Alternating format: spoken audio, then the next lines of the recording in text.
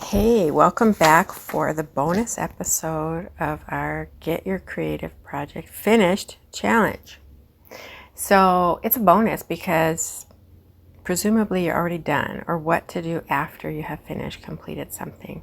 First of all, I hope you listen to the celebrate yourself and rest in the fulfillment of completing a creative project first, and not rush into what I'm going to talk about today. But there is a next phase, which is sharing your work. And that could mean gifting to others. That could mean just letting people know about it, sharing pieces of it. Could be selling it. It could be so many different ways to share our creations. So I want to talk about the how of sharing.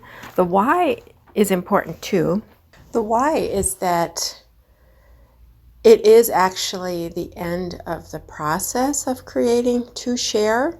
So there is even more fulfillment and enjoyment through the sharing process that you can experience personally, as well as we are connected in spirit. And so others are wanting, needing, desiring what you have created. It's like a collaboration with others when we create something. So they may enjoy your artwork, your writing, your wisdom, and be looking for it, manifesting it themselves, looking for that great inspiring artwork or that book that speaks to them, etc., that course. So that's the why. But the how is about, well, I'm going to share in this recording of the Facebook Live that I did about 3 ways to make sharing more enjoyable and easier. One is about becoming clear on your identity separate from your creation, separating your self-worth from what you have created. And then secondly, creating safety for yourself as you share. And then thirdly, learning how to self-validate. It's not that we don't want validation from others. It's a wonderful thing, but don't want to share needing it, waiting for it, and being devastated when we don't get it. We want to learn to cultivate that within ourselves, and I'm going to share how to do that in this episode. Stay tuned to the end to hear about my mentoring package that is available right now, and how to set up a taster play date with me for an intuitive art and tarot meeting, so that for a creative breakthrough. And I can share with you how easy it is to break through blockages, limitation, using intuition, and some of the practices that I share with others. So information is below in the description box about that, as well as a little more about it at the end of the podcast episode and video. Talk to you soon. Bye. Woohoo! We're back. We're back with another live video. Hi, everybody out there. Glad to be back with you. Aloha. Happy Monday. It is a great start to a new week, having done our challenge last week. What we're going to talk about today is sharing our creations, sharing our work, sharing our creativity with others. You know, you've done your project, maybe you have lots of completed projects that you've done, and sharing, you know, sometimes we just move on to the next thing. We don't even share it. And other times we are called to share, but it can feel intimidating. So I want to talk about that today with you, and talk about, well, you know, the process of being seen, because that's what sharing our work really is. It's about sharing something very close to us, and maybe sharing who we are too in the process, who's made this, depending on the venue where you're going to share it, how much of you has to be shown along with the work.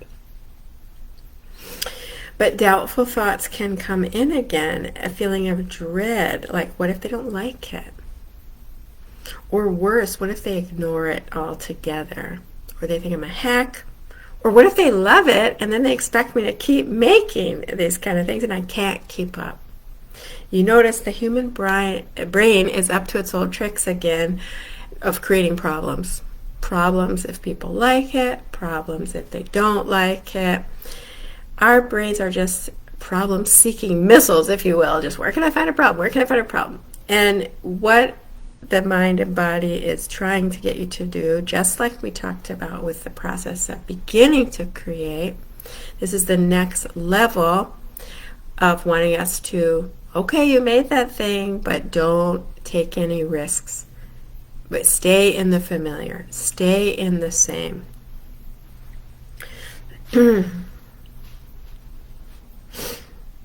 The way that we can move forward and share our work, though, is, well, there's many ways to do it, but I'm going to talk about creating safety for ourselves, learning to self-validate, and then I'm going to talk a little bit about social media as a fun way to share.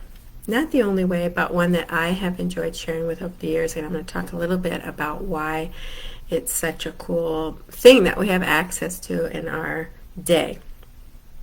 So first, creating safety.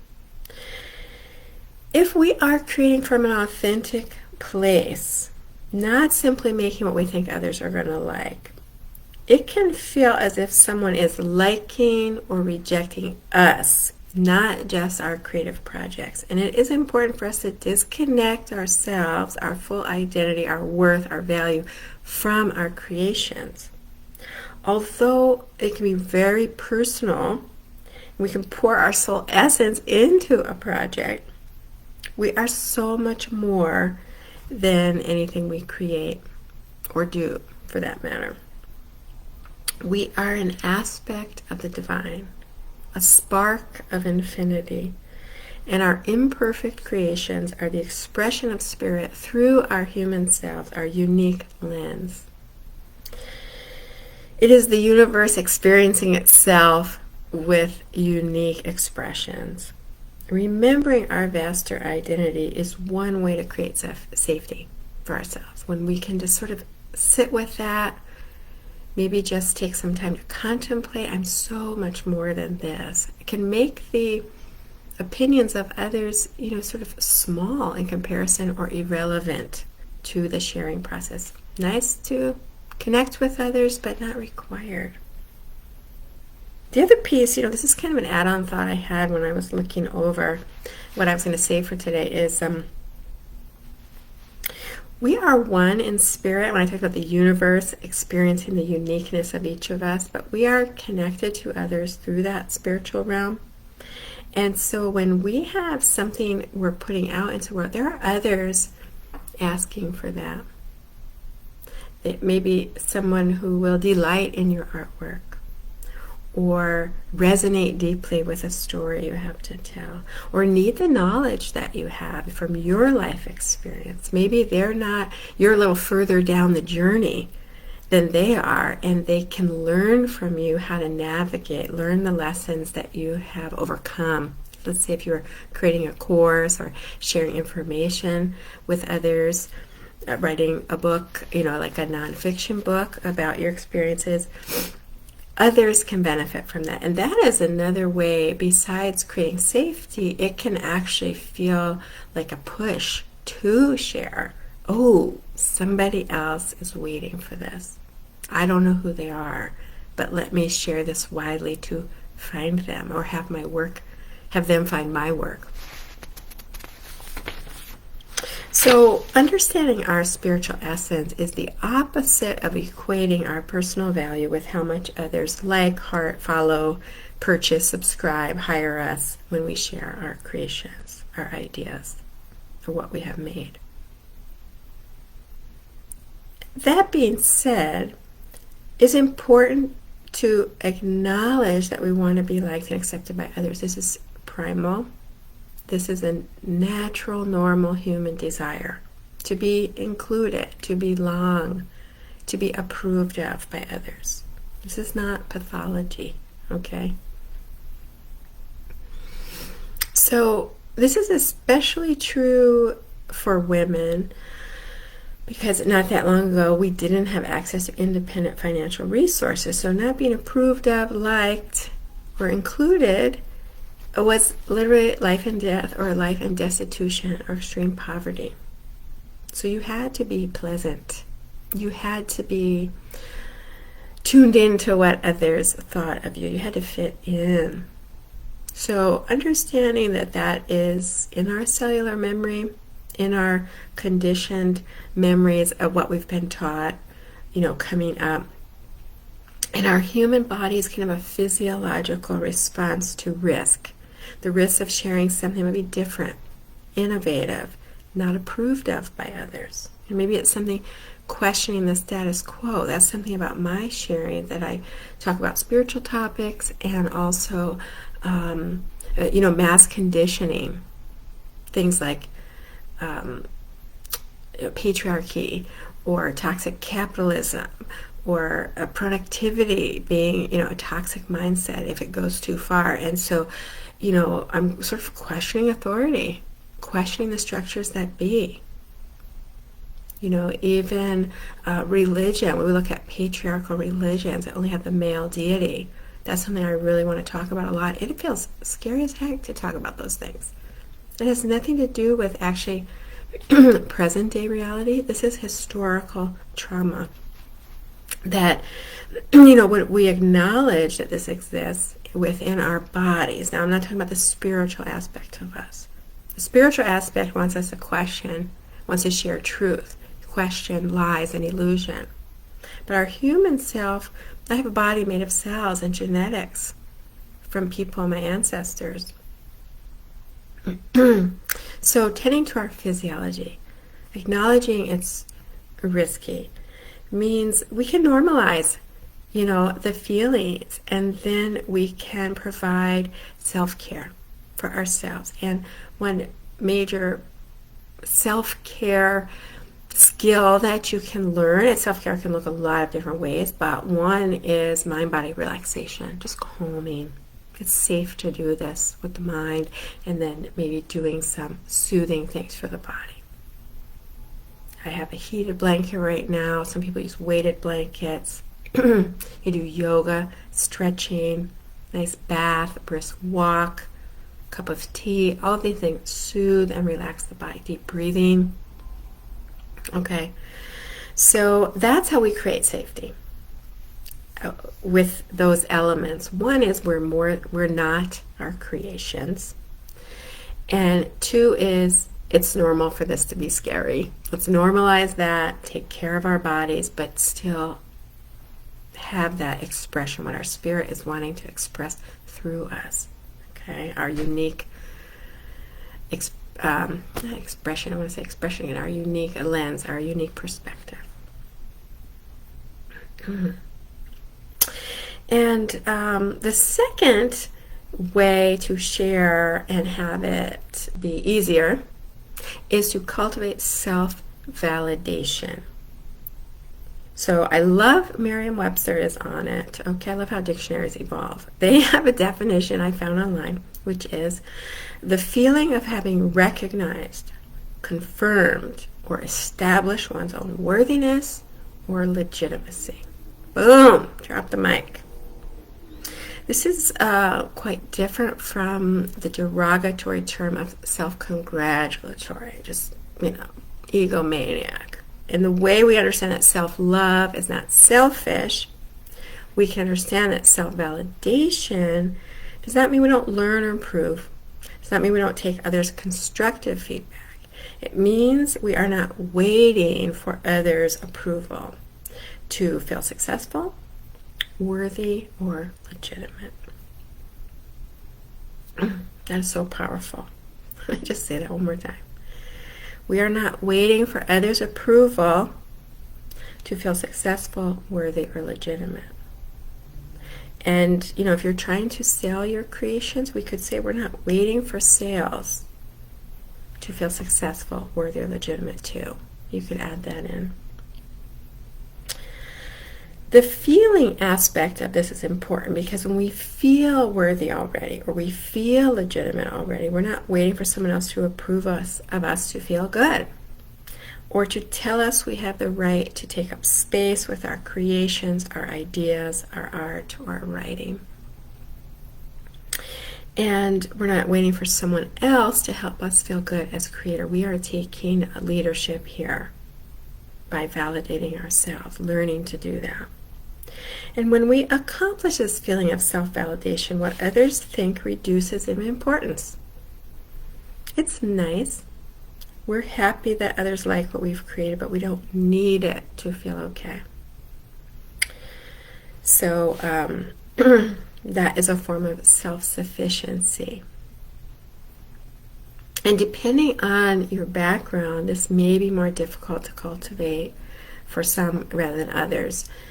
And if you received a lot of validation growing up through your family, your school environments, then this might be relatively easy. Yeah, okay, I understand. You might get it naturally. If you did not, you have to work at this. This is a practice, and it gets better the more you practice it. Validating yourself, simple self-statements, but also the feeling. Resting in the feeling of, oh, okay, I'm enough whether or not others approve. So it's not just saying affirmations without connecting to the vibe, if you will. That's the whole state of embodiment of the belief or the statement. Okay, the last thing I want to share is about sharing on social media. Of course, it's not the only way to share creations. There are a million ways to do it in person, offline. But I've been more of an online sharer in recent years. And, I think it makes sharing in person easier, having done it online, for me anyway. And the other thing that's so wonderful about social media is have broken down old ways of sharing by removing the traditional gatekeepers. And if we think about traditional gatekeepers to art galleries or publishing houses for books or academia for teaching, we're talking about white males who are wealthy. Those are the old traditional gatekeepers. They said what was good or bad, what was allowed and what wasn't. And it was usually their peers, right? That they approved of people like them. And if you didn't fit that, you didn't have a way in. And so social media has dismantled that and given artists access directly with their audience or people like them, and audiences want to hear from people like that. They don't want to hear this one note perspective. It's stale, boring, and irrelevant for many of us. So audiences want to hear from artists with diverse muses, main characters that are different, world views that are different. And so this can be really helpful to remember when you're sharing your work, because if you find yourself comparing yourself to the status quo, the establishment, remember that who is going to resonate with your work could be quite different, probably will be quite different than the establishment. Rather than, imagining some stuffy critic ripping your work to shreds, imagine a person who's like you that may deeply resonate with what you're sharing. The other thing is that what's nice about sharing on socials is you can build sort of a body of work and show your evolution as an artist, as a person. And this can be really fun for people to follow along with, because they can be inspired by how you evolve, how you develop, and it can fill you up as people comment or notice, want to connect with you. You can feel inspired by that relationship, that community that you can build and create. So I just wanted to share those thoughts about sharing on social media with you as well. So just to review for today, 3 ways to share your work. One is create safety for yourself by acknowledging your vast identity as a spiritual being who is connected to others, including those who want to see what you have created. And acknowledge your human self could feel afraid, it could be scary, probably will be scary as you're getting started. And so relaxing your mind and body, doing self-care, emotion management around sharing as a practice. I'm sharing something big today. I'm going to take care of myself right after. I have a plan. I have some time to do that. And then learn self-validation. Learn that you are enough and embody the identity of enoughness as you share, so that the responses of others are like icing on the cake of enoughness you baked. The icing is the people that like it, and the people that don't, oh well. Unless it's constructive, something you want to reflect on, the criticism, you can ignore the naysayers or the haters, as they say. And then lastly, consider social media as a fun way to find your community and to share your work as it evolves over time. And consider it a way to connect directly with people rather than going through a gatekeeper, a traditional established gatekeeper. So I hope that was helpful for you as kind of a bonus. We didn't really talk about sharing during the challenge last week, so I wanted to offer this as like next steps. You've completed a project, now what? And if you didn't get a chance to see the challenge videos, they are in the featured area of the group, and you can watch all 4 of those, plus this video will be up there as well. The challenge was 4 days, but really it's 4 steps of the creative process, and maybe we could say 5, which is the sharing is step 5. And I really appreciate you listening through to the end here. And I want to share with you about my services if you would be interested. I am a personal one-on-one mentor as well. So I do have mentoring spaces available. So if you want to work with me as your guide, witness, mentor, friend in creativity, then I'm available to help you with that. And I will just say that what I like to do when we go deeper one-on-one is work with the subconscious mind. So this is a really powerful part of our mind that can put up roadblocks. And so how to remove those blocks and move forward by building this intimate relationship with yourself, your life experiences, and the subconscious part of your mind, as well as conscious understanding and awakening that can go hand in hand with that. So if you want to ask me questions about that, send me a DM. For now, I'm going to say aloha, and I will see you next time. Bye for now.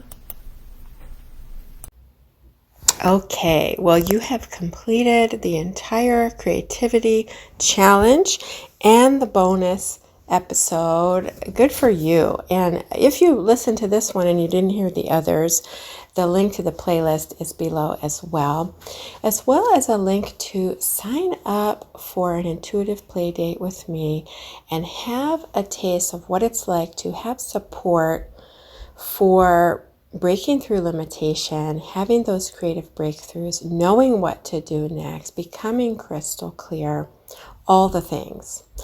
And right now I have a mentoring package going on, which is a 30-day experience where you will be able to complete a longer creative project, get it out in the world with support.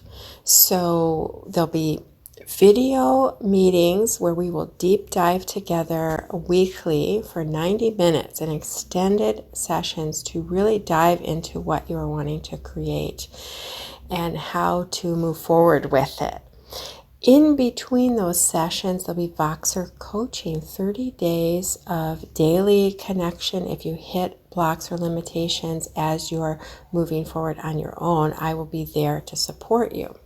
So the investment for that is $1,250, and this is a life-changing package.